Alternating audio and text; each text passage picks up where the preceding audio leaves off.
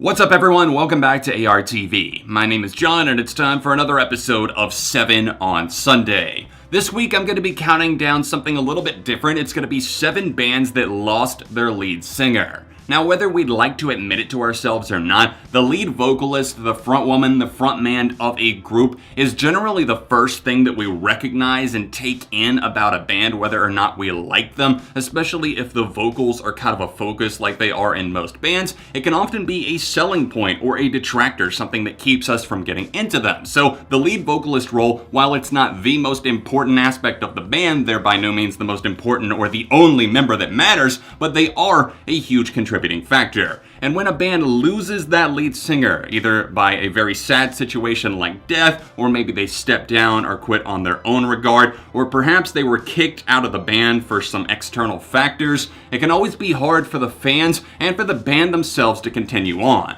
Now, all of the 7 bands that we're going to talk about today have continued on in some capacity. I will do my best to briefly break it down for you to help you understand the transformation, the period that they underwent after they lost the singer, and the replacement singer, or perhaps the lack of one that stepped up afterwards. Anyways, we're going to get right into it. I hope that you enjoy the video. If you do, then please drop a like on this video and subscribe for the love of music. My very first pick is FLYLEAF.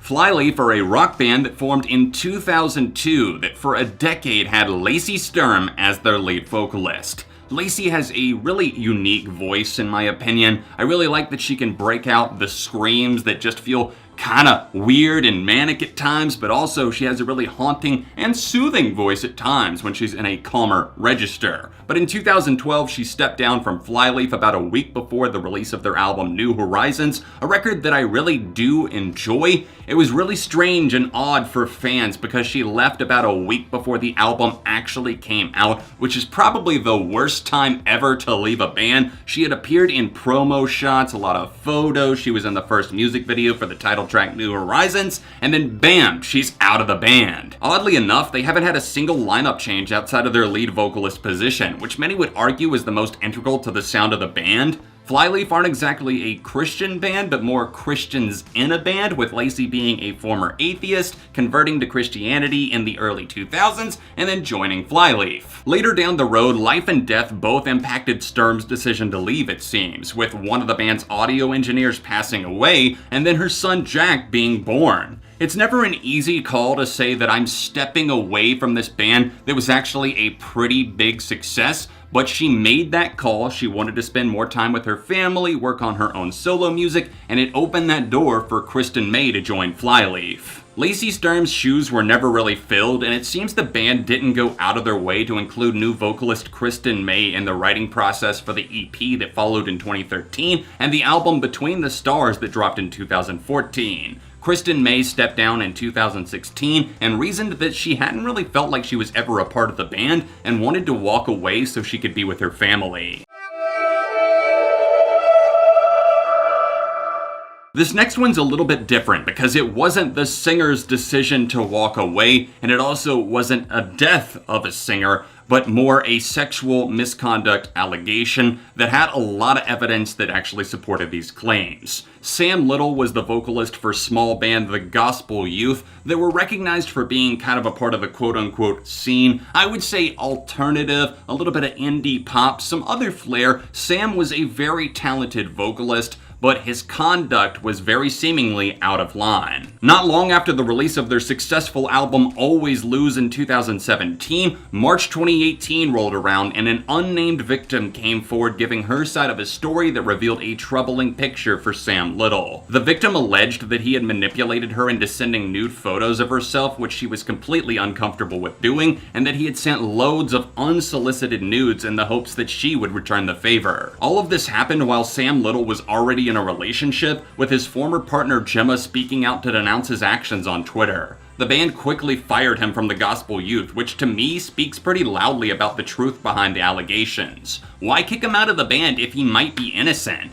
It looks like kind of an admission of guilt, Via the actual firing and the whole process, Sam spoke out on Instagram a little bit but hasn't posted since then. He didn't really completely defend himself, which honestly makes it a whole lot easier to fully condemn what he apparently really did do. In December 2018, Nick Nowak was revealed as the new lead singer for the Gospel Youth, releasing a new song, Thoughtless, alongside the announcement. The track was somewhat well received, although it didn't really gain that much fanfare. As of recording this video, it's only sitting at just over 10,000 views on YouTube, and it's been out for over 6 months at this point. I haven't seen any other announcements about touring or a new song from the Gospel Youth, so even though they did find that initial replacement for Sam Little, it doesn't seem like their future is burning bright anymore. Rock and roll group AC/DC are among the best-selling bands of all time. Many of their members are household names, they have hits stacked to the ceiling, but what many fans might not know is that they've had numerous lineup changes, especially in their early and later years, probably most notably the lead singer change in 1980. A death in the AC/DC family is unfortunately what brought about that particular change, with original singer Bon Scott passing away at the young age of 33. With their world being turned upside down, they originally considered breaking up, but Scott's family encouraged them to keep going on in memory of their fallen bandmate. Brian Johnson is probably the name that you've been waiting for me to say, and indeed, he is kind of the savior of AC/DC in some ways. I don't want to give him too much credit because obviously the band had to push past their hurdles, getting over the grieving process, moving on, hiring a new vocalist, but Brian Johnson obviously was very well received. I like him in addition to Bon Scott.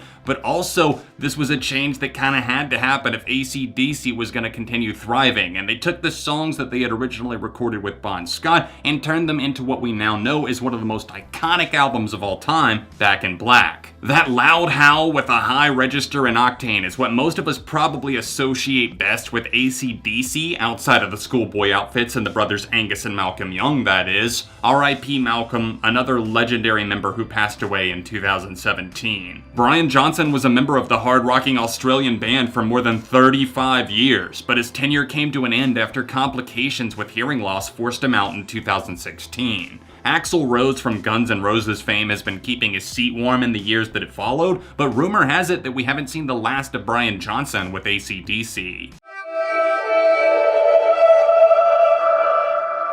One thing that I really love about hosting this show is that in my research and preparation for these videos, I often learn a lot of information that I previously had no idea about whatsoever. And one of the big things that I've learned in recent times is about Faith No More, my number 4 pick. Anyone who likes this band at all most likely knows that Mike Patton is not their original frontman. But did you know that there were 3 others before him, including a front woman? Maybe I'm just out of the loop here, but that's a crazy amount of lineup shuffling that went on behind the scenes, especially in the lead vocal role before their debut album even came out in 1985. Mike Morris was their vocalist from their beginning in 1979 to 1982. Courtney Love, yes, the Courtney Love, sang with them for the next 2 years after that, and Chuck Mosley carried them from 1984 to 1988, appearing on their first 2 albums, We Care a Lot and Introduce Yourself. Then and only then were we introduced to the real Faith No More. The Faith No More that featured the ever wild and charismatic and very engaged vocalist Mike Patton behind the microphone.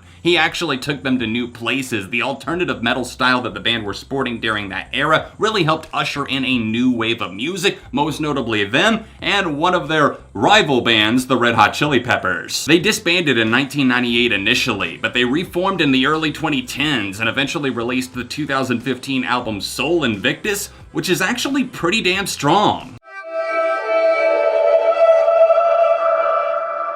My heart breaks to have to include them on this list, but at number 3, we do have Linkin Park. In 2017, Chester Bennington lost his lifelong battle with depression, dying by suicide in July of that year. and leaving a huge empty hole in the Linkin Park family. I always saw that band as a very tight-knit group. There were never any lineup changes after their debut album Hybrid Theory, a sense of camaraderie was felt, and the loss of Chester was devastating to all of us, sure, beyond belief, but I'm sure no one took it as hard as the rest of the band themselves. Chester was in fact the lead singer of Linkin Park, although Mike Shinoda provided rapping, and as the years went on, additional singing moments, even taking the lead on a handful of cuts on One More Light. At the end of the day though, Chester was the driving force on vocals, with such an impressive range that could unleash the fiercest of screams, but also the most gentle, emotive moments that you'd never see coming. At this point, the future of Linkin Park without Chester remains blurry. They've yet to officially say whether or not they'll definitely record again under the name, although most signs point to them returning at some point. They did play the Hollywood Bowl show in November of 2017 in honor of Chester. Mike has gone on record several times to state that they have no intention of finding a replacement for Chester since that would be impossible, but adding another singer wouldn't be out of the question at some point. Canadian hard rock band 3 Days Grace suffered a fate similar to that of FLYLEAF when they lost their lead singer, Adam Gontier. Transit of Venus was the final album Adam recorded with the group, again appearing in promo shots for the record, filming the first music video for the lead single Chalk Outline, and then in this case, quitting shortly after the record hit shelves. To briefly explain the timeline of events, the lead single came in August, the album dropped in October, and the band went on a small string of headlining shows at very small venues that I'm still kicking myself for missing because I never got to see them live with Adam, and then Adam exited the band in January of 2013. Fans absolutely lost their minds after that announcement was made on January 9th, 2013. It's hard to wrap your head around a large part of the heart and soul of the band being gone, especially when you've got a vocalist as skilled and versatile as Adam. With that gaping black hole left sitting there and a lot of commitment still to fill from the remaining members, guitarist Brad Walst called on brother Matt Walst of My Darkest Days fame to fill in on vocals. We all know the story from there. Matt joined permanently, and they surprised me by continuing to dominate rock radio and win over some of the skeptical fans. I'm not an idiot. I don't think that a band should be forced to retire just because their lead singer leaves, but a lot of times it really doesn't work all that well, and in this case I have enjoyed watching Matt Walst grow into the role. He's kind of taken it on in different ways, and I think that he has improved on many fronts. But also, at the same time, I just don't feel that a lot of the songs are as powerful or even as meaningful as they once were. Adam wrote from a very real and raw place, and while I don't know that 3 Days Grace would have continued dominating if they did have Adam, I just feel that something is missing at this point, even though they recently did break the record for the most #1 singles at mainstream rock radio.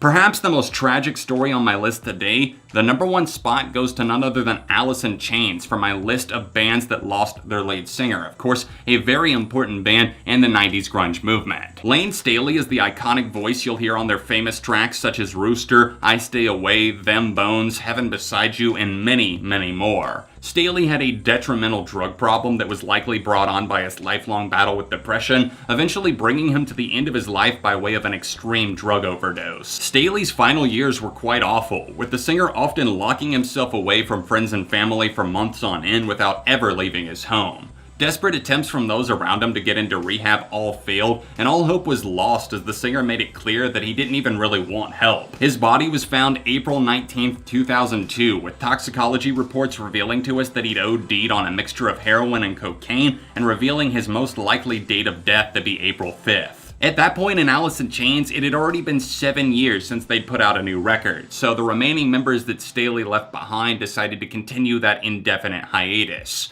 Many fans, including myself, didn't ever think that we'd hear from the band again, but I was wrong. The machine fired up again with primary lyricist Jerry Cantrell setting the gears in motion in 2005, later hiring William Duvall as the new lead singer for the group.